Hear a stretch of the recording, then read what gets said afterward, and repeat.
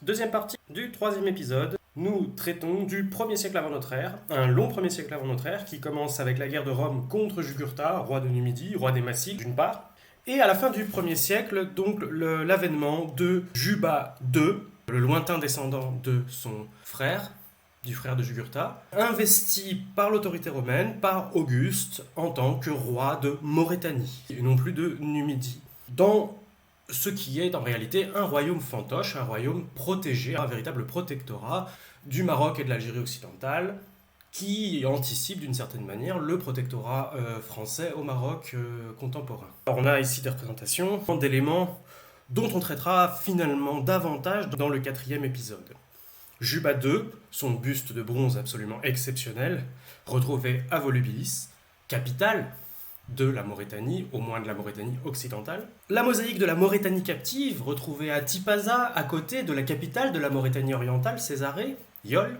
Et puis le tombeau de Juba II et de sa reine Cléopâtre Sélénée, la fille de Marc-Antoine et de Cléopâtre, qui reprend le Mithrasen qu'on a vu dans la première partie de l'épisode 3. Alors tout ce 1er siècle est marqué par 3 guerres civiles qui ponctuent le siècle, entre la guerre contre Jugurtha et la création du royaume protégé de Maurétanie accordé à Juba II.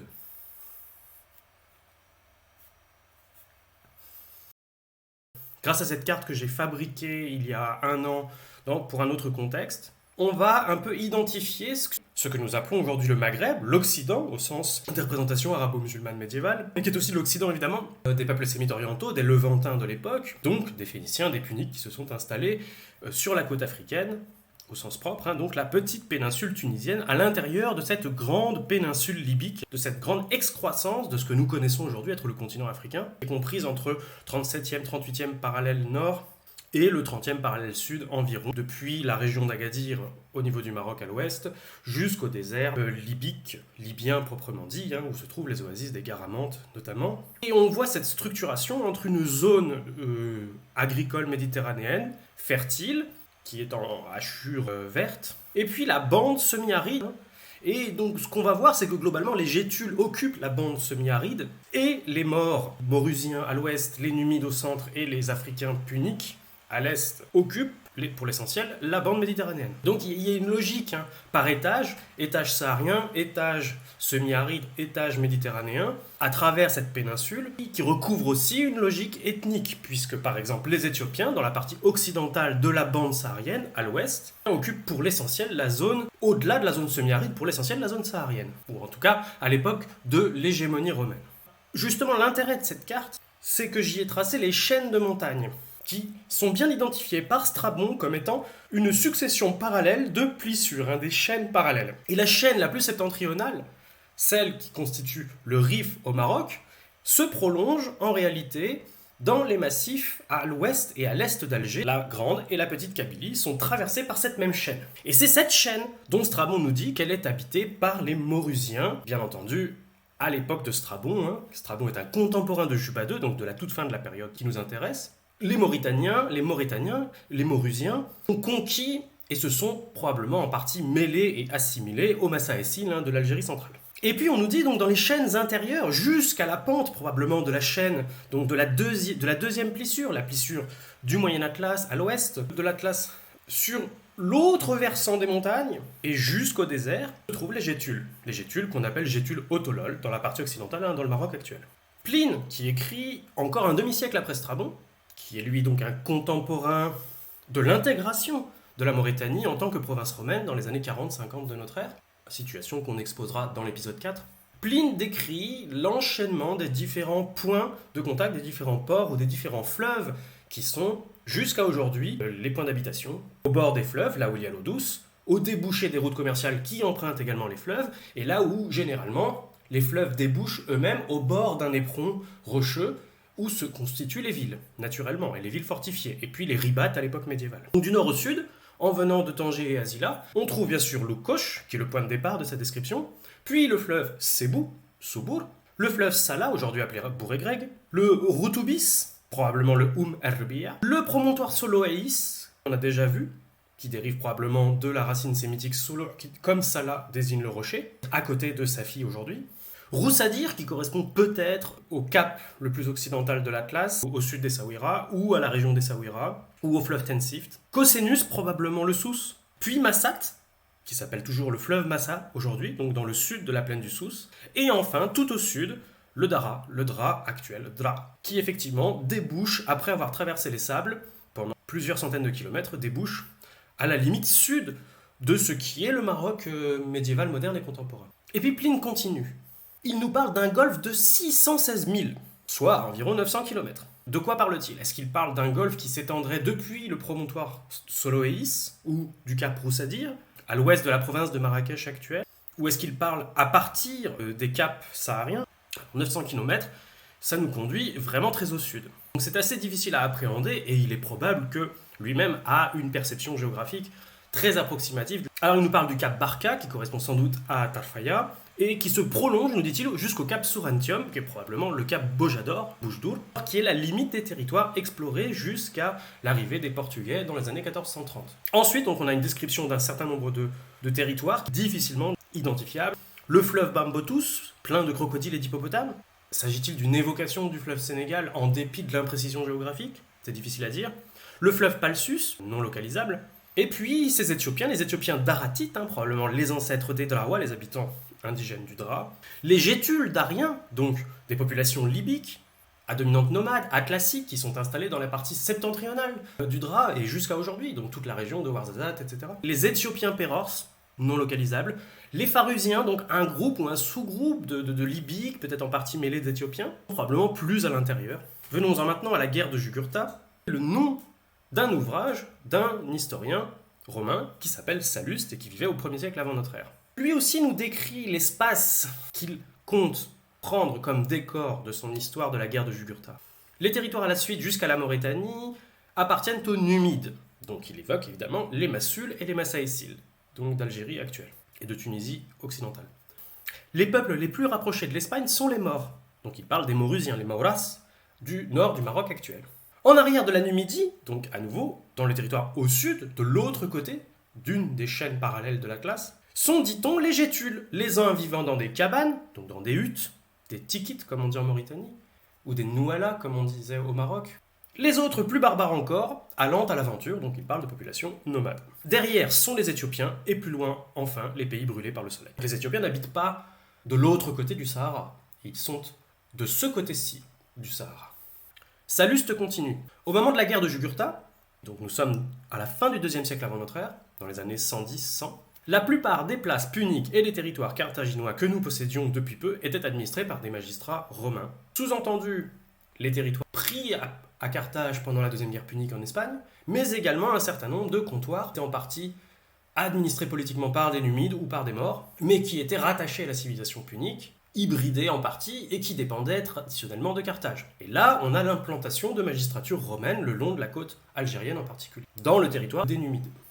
Et puis bien évidemment, le territoire de l'Afrique proprement dite, la Tunisie carthaginoise, conquise en 546, est devenue une colonie romaine au sens propre, où on installe des colons italiens un petit peu partout au milieu de la paysannerie punique et de plus en plus de la paysannerie numide. On dit presque tous les Gétules et les Numides, jusqu'au fleuve Mouloucha, donc la frontière entre l'Algérie et le Maroc, le Moulouya actuel, étaient sujets de Jugurtha, l'empire numide de Jugurtha, qui s'est reconstitué et qui a repoussé les Maurusiens dans leur territoire naturel du nord du Maroc actuel, la péninsule Tingitane, et qui de l'autre côté donc touche à la province de l'Afrique romaine, qui est l'ancienne République de Carthage, l'ancienne Cora carthaginoise, devenue la province d'Afrique. Et cet énorme empire nord-africain, détenu par Jugurtha, est l'objet du combat de Rome pendant cette décennie à la fin du 2e siècle avant notre ère. De l'autre côté donc, dans le nord du Maroc, les Maures, les Maurusiens, ce que lui appelle les Maoris, avaient pour roi Bocchus, et il parle de Bocchus Ier, qui ne connaissait que de nom le peuple romain, et que nous ignorions nous-mêmes comme ennemis ou comme amis. L'espace punique, l'espace des Massiles, l'espace des Massaïciles et l'espace des Maurusiens, les Massiles ayant conquis l'ensemble de la Numidie historique et, nous dit Salluste, également un certain nombre de territoires gétules en deçà des Aurès et de la Tunisie intérieure. Ce qui montre que on continue dans cette progression, puisqu'au départ, à l'époque d'Hérodote, on connaît surtout la côte libyenne, un tout petit peu le sud de la Tunisie. Progressivement, on connaît de mieux en mieux l'espace carthaginois, la Cora carthaginoise. On connaît de mieux en mieux les Massiles et les Numides, le nord de l'Algérie, la côte algérienne, avec les Massaïciles. Et pendant la Deuxième Guerre punique, on entre en contact pour la première fois avec l'extrême Occident, le pays des Maurusiens. Et puis ce pays des Maurusiens est encore très largement méconnu aux alentours de 110, quand la guerre de Jugurtha arrive à ses portes. La guerre de Jugurtha, qui s'étend de 112 à 104, projette, comme on a dit, donc les Numides au cœur de l'histoire, mais les Maurusiens à la lumière de l'histoire. Jusqu'alors, ils étaient complètement en marge. Jugurtha est dans un système d'alliance romaine, hérité de son ancêtre Massinissa.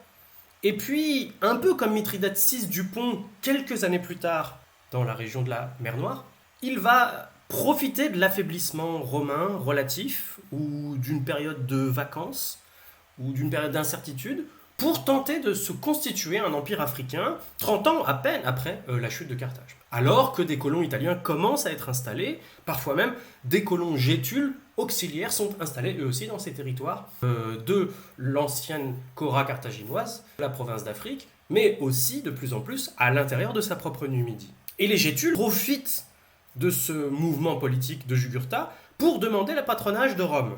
À ce moment-là, ce sont Marius et Sylla qui commandent, dans ce contexte, les petits magnats en Tripolitaine. Et la première cité africaine à obtenir le droit romain en tant que municipe libre. On disait que justement le nord du Maroc, la Maurusie ou la Maurétanie, entre soudainement dans l'histoire, parce que Sylla vient représentant le gouvernement romain, représentant Marius, pour exiger que Bocchus lui livre Jugurtha, qui, au terme de sa lutte, a perdu et s'est enfui, et s'est réfugié au loin dans le royaume de Maurusie.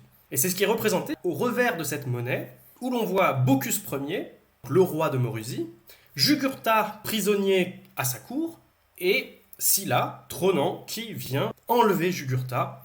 Et Bocchus Ier, nous dit-on, a un petit peu hésité, mais a considéré que Rome était beaucoup plus puissante que lui, et que toute la puissance politique qu'ils auraient pu, lui et Jugurtha, obtenir. Ce choix politique va conduire Bocchus Ier, son fils et ses deux petits-fils, à s'intégrer complètement dans l'alliance romaine, et notamment va le rapprocher beaucoup du parti de Sylla au moment de la première guerre civile. Donc on a ce socle d'un monument de Bocchus réalisé pour Sylla en 91 avant notre ère. Toute l'Afrique du Nord se retrouve dans l'hégémonie romaine. Ce que vous voyez en jaune à droite, c'est la province d'Afrique. Au centre et à l'ouest, c'est la Maurétanie de Bocchus Ier, qui en fait a profité de son choix politique en faveur des Romains, de leur livrer Jugurtha, pour récupérer l'essentiel de la Numidie jusqu'à la région de Sétif.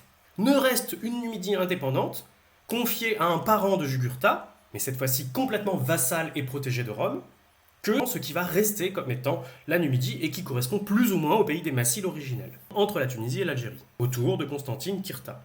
Donc la Maurétanie acquiert les principaux centres politiques de l'Algérie actuelle, de l'ancien pays des Massaéciles, qui va devenir la Maurétanie orientale, donc Siga, Yol, c'est-à-dire la future Césarée, Cherchel, et Sétif. Donc on continue pendant le début du 1er siècle à installer des colons italiens et des auxiliaires gétules un petit peu partout dans les territoires de l'Afrique et de la Numidie, donc en jaune et en vert. La première guerre civile éclate à la toute fin des années 90, au début des années 80 avant. Et cette guerre civile va avoir des implications locales, c'est-à-dire que vous avez une guerre civile à l'intérieur de la Numidie qui est liée à des alliances contradictoires. Les deux corois de la Numidie, Yerbas et Yemsal, se font la guerre, l'un étant partisan de Marius et l'autre étant partisan de Sylla. Finalement, Yemsal l'emporte grâce à la victoire de Sylla à Rome et se retrouve propulsé dans l'alliance avec ce groupe politique romain qui est très rapidement dirigé par Pompée. Yerbas est vaincu et les marianistes sont vaincus. Mais il reste un marianiste en Espagne qui continue de combattre dans les années 70, qui s'appelle Sertorius. Il contrôle une bonne partie de l'Espagne, notamment la Bétique, l'ancien territoire carthaginois, justement, Barkide, et il débarque en péninsule Tingitane et s'empare de Tanger qui était aux mains d'un chef berbère, libyque, maurusien, dont on ne connaît rien d'autre que le nom. Il s'appelait Ascalis, fils d'Ifta. Cette conquête se fait en grande partie au détriment même du royaume maurusien proprement dit, qui à l'époque est dirigé par le fils de Bocchus Ier qui s'appelle soit Sosius, soit Mastan Sosius. Sertorius est considéré comme un nouveau Hannibal, un ennemi de Rome qui s'installe dans les territoires anciennement libyco-puniques. Les Maurusiens résistent, le fils de Sylla, Sylla le jeune, Faustus, que vous voyez justement sur ces médailles, qui rappellent comment Sylla est venu à la cour de Bocchus Ier prendre Jugurtha. Sylla le jeune Faustus solde les dettes du roi Sosius, du roi Mastan Sosius. Donc on est dans cette alliance pompéienne ferme. Cette balle de front du roi Sosius, que je vous ai présenté dans la partie 1 de l'épisode 3, ici une représentation du roi Hiempsal. Hierbas, partisan des Marianis, donc proche de Sertorius qui est en Espagne, Sertorius qui débarque en Afrique du Nord, après la victoire donc de Hiempsal, partisan de Sylla, avec Pompée en Afrique, contre Hierbas. Et Sosius qui lui aussi rallie avec Hiempsal. Donc on a une Afrique du Nord, désormais partisan du groupe politique dirigé par Pompée. Ce qui nous amène à la Deuxième Guerre civile, la plus fameuse, sans doute celle qui oppose Pompée et César. Pour l'essentiel de ces événements, il faut se reporter à Dion Cassius, qui nous parle d'un personnage assez fascinant. Après l'aventure malheureuse du marianiste Sertorius, là, on est dans le cas vraiment d'un agent romain de manière autonome, un véritable aventurier qui décide de vendre ses services d'entraîneur militaire, d'armée privée, au service donc du royaume maurétanien, maurusien, encore très à la marge du monde romain. Cette formation militaire est vendue au roi de Maurétanie, Sosius, puis à ses deux fils, Bocchus et Bogude. Et on nous dit donc ce Publius Sitius, qui est la Providence, apporta à César en même temps le salut et la victoire. Pourquoi ? Cet homme avait été exilé d'Italie, et emmenant avec lui quelques autres exilés, et passant en Maurétanie, il avait rassemblé des troupes et avait servi de général sous Bocchus. Bien qu'il n'eût jamais auparavant reçu aucun bienfait de César, et qu'il ne le connût pas du tout, il s'engagea à l'assister dans la guerre et à l'aider à surmonter ses difficultés présentes. Qu'est-ce qu'explique Dion Cassius ? Comme au Maroc au XIXe siècle, dans cette situation précoloniale où l'influence romaine est importante, où le modèle romain est important, lorsqu'un Romain issu de la petite noblesse vient tenter sa chance au Maroc pour former l'armée marocaine, il va intégrer d'une certaine manière le Maroc dans les conflits. Et il va apporter le soutien du Maroc, de la Maurétanie, de la Maurusie, au parti césarien. Donc c'est un véritable retournement. Alors que Pompée domine toujours la province d'Afrique, et qu'il a toujours cette ferme alliance avec Juba Ier, le roi des Numides Massile, dans la Numidie. Et Bocchus et Bogude, donc Bogude règne dans la partie occidentale, autour de Volubilis et Sala, dans le nord du Maroc actuel, Bocchus en Orient, donc sur le front numide, à Siga et Yol, soutiennent le parti césarien, notamment pendant cette deuxième guerre civile qui éclate après l'arrivée de César à Rome. Donc la situation ici, ce sont les Pompéiens en Afrique, Juba Ier allié des Pompéiens en Numidie, donc la Numidie Massile, et la Maurétanie, étendue donc à l'ancienne Numidie Massaécile, dirigée par Bocchus II, petit-fils de Bocchus Ier, et son général en chef romain, Sitius, qui se rallie aux Césariens espagnols. Et là aussi, on va avoir une structure qu'on va retrouver assez régulièrement, où en fait, la Maurétanie tingitane, le Maroc actuel, est plus proche de l'Espagne que de l'espace méditerranéen central, voire oriental. Donc Bocchus attaque le parti pompéien, dirigé par Scipion et Juba en Afrique et en Numidie. Et puis, ils transfèrent leurs troupes à Munda et vont aller soutenir le parti césarien aussi en Espagne contre le débarquement pompéien. Ce qui leur permet d'étendre encore les territoires qu'ils contrôlent à l'est de la Maurétanie orientale, donc récupérer une partie de la Numidie occidentale. L'autre partie de la Numidie est enlevée évidemment à Juba Ier qui était pompéien et devient la province d'Africa Nova pour quelques années, très peu de temps, avant d'être intégrée complètement à l'Africa en tant que telle. Et là, on va avoir une nouvelle structuration. Vous avez l'Africa d'un côté et la Maurétanie de l'autre, ce qui va être la structuration de tout l'épisode 4. Maurétanie et Africa romaine. Donc pays des Romains et pays des morts. Cela va beaucoup structurer jusqu'à la fin de l'époque tardo-antique, voire au début du Moyen-Âge. Juba, le futur Juba II, le fils de Juba Ier, est exilé à Rome et se retrouve donc dans la maison d'Octavie, une proche du parti césarien.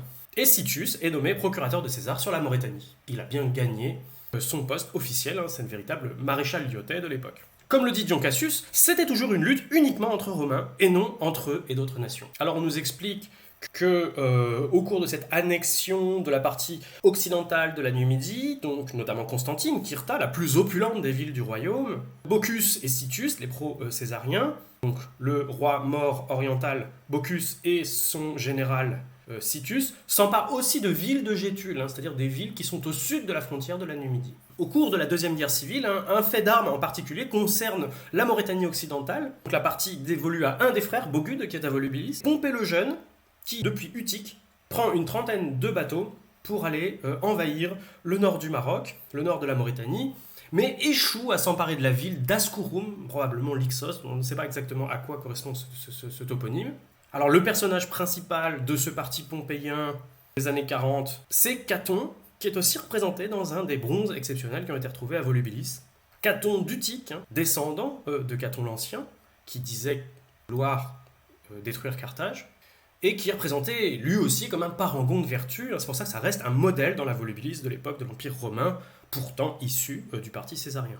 Et puis le parti césarien, en fait, lui-même éclate dans cette troisième guerre civile, ce qui fait que le parti d'Octave, devenu octavien par son adoption, lui rallie une partie des républicains et des pompéiens. Donc, les ennemis de César d'avant sa prise de pouvoir, et les ennemis de César au moment de son assassinat. Il va les rallier petit à petit contre Marc-Antoine. Et donc au tout début, ils sont coalisés. On a un cousin de Juba Ier, un Numide, qui assassine Citus, qui se venge du parti césarien. Donc on est encore en Numidie dans une nostalgie du pompéisme. Et puis on va avoir un éclatement du bloc mauritanien, avec Bogude en Mauritanie occidentale, qui soutient Marc-Antoine parce que Marc-Antoine contrôle l'Espagne, Bocchus en Mauritanie orientale, qui soutient Octavien parce qu'il a été rallié par les Pompéiens et les Républicains en Afrique. Juste avant la guerre civile, pourtant, Marc-Antoine, qu'on voit sur cette monnaie à gauche, et Octavien à droite, étaient coalisés dans le second triumvirat. Alors Dion Cassius nous raconte encore ces événements de cette troisième guerre civile, et puis vous voyez sur cette image ce qui reste de la fortification de la Tanger romaine. À nouveau Tanger, comme à l'époque où elle avait soutenu Syphax contre Bocar, soutient Bocchus en Algérie actuelle, et le parti césarien branche Octavien. Tanger, qui est l'interconnexion entre l'Espagne, dirigée par Marc-Antoine, et le royaume de Bogude, partisan de Marc-Antoine, passe au service donc de la Mauritanie orientale, de l'Algérie actuelle, à une tête de pont entre l'Espagne et le Maroc, et une tête de pont pour conquérir le nord du Maroc et le nord de la Mauritanie occidentale. Ce qui fait que Tanger devient à son tour un municipe de droit romain, dès la victoire d'Octave contre Marc-Antoine. Bogude s'enfuit en Égypte. Bocchus devient le seul roi de Mauritanie, d'autant que Juba Ier et son fils sont prisonniers dans la maison d'Octavie à Rome. Donc Bocchus est le nouveau titulaire d'un empire libyque, nord-africain, qui s'étend depuis Salah sur l'Atlantique jusqu'aux portes de l'Afrique romaine, dans l'Africa Nova, au-delà de Constantine. Strabon continue. Pour nous, l'histoire. Peu de temps avant notre époque, les rois Bogus et Bogude régnaient sur ce pays et étaient amis des Romains. Après leur mort, Juba reçut le royaume des mains de César Auguste pour le joindre aux états de son père. Juba était le fils de ce Juba, qui avait combattu avec Scipion contre le divin César. Juba d'ailleurs est mort récemment. Il a eu pour successeur son fils Ptolémée, né d'une fille d'Antoine et de Cléopâtre, que ici, Cléopâtre Sélénée, la fille d'Antoine et Cléopâtre, a été mariée à Juba II, tous deux ayant été prisonniers dans la maison de la famille octavienne. Et donc on se retrouve dans une Mauritanie sous protectorat. Et c'est une véritable intégration dans l'Empire romain, à peu près à l'époque où la Judée hérodienne est intégrée dans l'Empire romain, sous le même statut, sous un statut de protectorat. C'est la mort de Bocchus II en 33 qui précipite les choses. Bocchus II, donc le dernier héritier de la dynastie Boccaride, qui règne probablement depuis le 3e siècle avant notre ère, au moins, en 33 est mort, et la province est placée sous tutelle, avec un procurateur directement nommé par Octavien. Et puis lorsqu'Octavien devient Auguste en l'an 27, il décide de se créer un royaume vassal, un petit peu comme l'Égypte et sa propriété personnelle, héritée justement de la propriété prise à Marc-Antoine. Et c'est comme ça qu'il organise le mariage de la fille de Marc-Antoine, citoyenne romaine, avec le fils de Juba Ier, Juba II, à qui il confie la Mauritanie et une partie des terres des Gétules. Évidemment, Juba II, reconnaissant, nomme sa capitale de Mauritanie orientale, Yol Césarée, la future Cherchel, en honneur à Auguste. Alors ici, vous avez une représentation. À gauche, vous voyez Cléopâtre avec son fameux nez, et à droite, vous avez Marc-Antoine, qui est aisément reconnaissable. Les enfants de ce couple sont Cléopâtre Sélénée à gauche et Alexandre Hélios à droite, le soleil et la lune. Et Cléopâtre Sélénée donc, est ensuite mariée à Juba II.